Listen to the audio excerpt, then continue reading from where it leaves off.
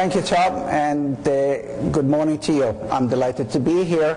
And here I am, a man, thinking about giving a gift to my beloved, and I have a choice. I can give her a red rose, or I can give her $10, which is the price of the rose. Well, you know, I'm a rational man who knows a bit of finance. So here's my thinking. A rose has no utilitarian benefits. You know, you cannot eat it, you cannot drink it. It's quite a fuss. She'll have to find a vase to put it in. A few days later, the petals come off. She'll have to toss it out. Now, $10 are not a rose by a different name. $10 are money. She can put it, for example, in the account, the same account where she puts the money of the lattes she does not drink. And in retirement, or when she's old, it will pay for nursing home. And if she wants to spend it now, how do I know what she wants? You know, maybe what she really wants is a big bottle of vinegar. So we know that this might be rational thinking, but surely it is not very smart. I would surely not be her beloved if I gave her $10 instead. So what is going on? My point is that money has utilitarian benefits. You can use it for nursing home. You can use it to buy food. It also has expressive benefits, and it has emotional benefits. When I give her a rose, I say, I'm a thoughtful man. You'll do well to marry me. I say, I love you. Okay, these are important. I'm going to say then that we have those three kinds of benefit, and we trade among them. Just think of the earlier presentation by Brad DeLong this morning. He described how homeowners are reluctant to realize their losses, sell their houses for the price that they would realistically fetch, and take their losses with that. And so even if there is a better job waiting someplace else, they wouldn't move, because it's not that they cannot sell the house. They wouldn't sell the house because they don't want to realize a loss. So you can see what they are gaining. What they are gaining really is protection from regret. They are going to kill themselves, kick themselves in the rear end if they sell the house and take the loss. What are they losing? They are losing the utilitarian benefits of money. They are losing the utilitarian benefits of a better job. So here we are, and let me expand on these.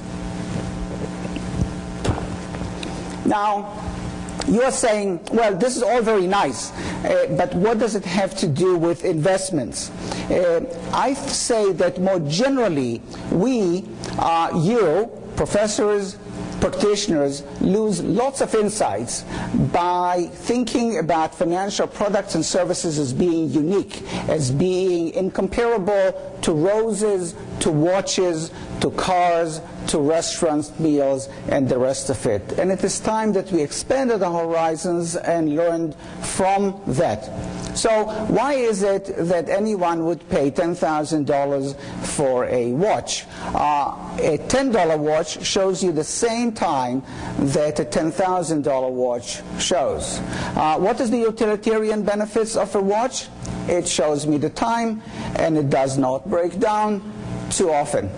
This one is by IWC, and it says, handle without care, engineered for men. So for example, if I am jumping from an airplane at 30,000 feet with no parachute, that's the watch I'm going to wear. But that watch also have expressive benefits and emotional benefits. It says to me and to other people who glance at it that I am a successful man, that I can afford a $10,000 watch, that I have refined taste. I know what is prestigious. And it makes me feel accomplished. Then it makes me feel, of course, masculine, because this is engineered just for men who are as masculine as I am. So this brings me to the focus of my talk, and that is about what investors want. And I say, what is we want? Because we are not those stupid mythical investors. We are, smart people. We still play the beat the market game. We still trade way too much. We fail to diversify. We analyze stocks over weekends when we should be whatever, relaxing, reading the newspaper, playing with the kids, listening to TV gurus, buy socially responsible funds and hedge funds, and of course I'm following a talk about hedge funds, and so I will mention that as we get to that. You see that it is kind of stupid to do. The studies, Dalbar, and so on, that show that people who buy and hold are going to do better than people who trade.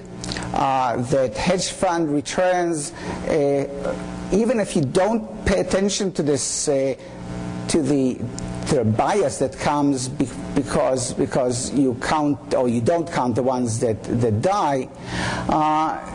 Because people get in and out, they lag the buy and hold return of hedge funds.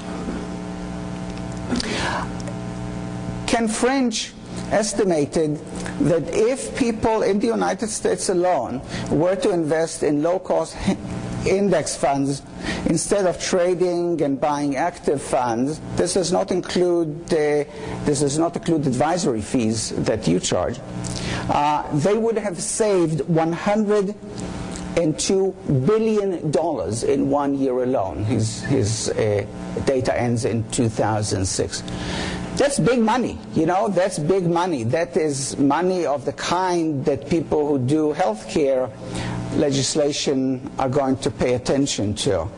And yet we know that the market is a zero-sum game before transaction costs and negative-sum game after. So we have a puzzle. Why is it that people do such stuff? Well, the behavioral finance answer has been standard finance presents people as rational, computer-like rational. We think that people are irrational, just insane idiots. I think that we people in behavioral finance have gone way over the deep end in portraying people as idiots. People are normal, neither irrational nor rational. People like me, people like you. Sometimes we are smart, sometimes we are stupid. But even more important is that we want certain things. We know that, except for people in finance and perhaps for you when you put on your finance hat.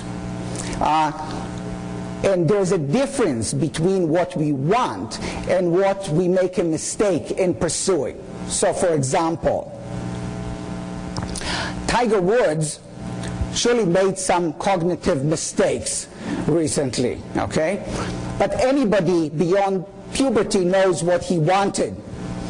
So there's a distinction between the two. Sometimes it's hard to distinguish, but, we manage. It's not that hard. So my image to what I just said is this image of the locomotive and the cars that it pulls. The locomotive is what we want. On the way to what we want, we do commit cognitive errors, but we should not confuse the two. So what is it that we want? What is it that I want? I want high returns, but I also want to beat the market, period, because I want to be a winner. It feels good to be a winner. I want to banish fear of poverty. I want to savor hope of riches. I want to avoid regret, so I don't sell my house and stay in Detroit. I want to be socially responsible, and I want to gain status. And you wouldn't be surprised that I will come back to status when I talk about hedge funds, because that is what they're all about. So, yes, we do have cognitive errors, and let me just kind of pay some respect to these, and overconfidence is one, and it misleads us that it's easy to win, but what we really want is to win. So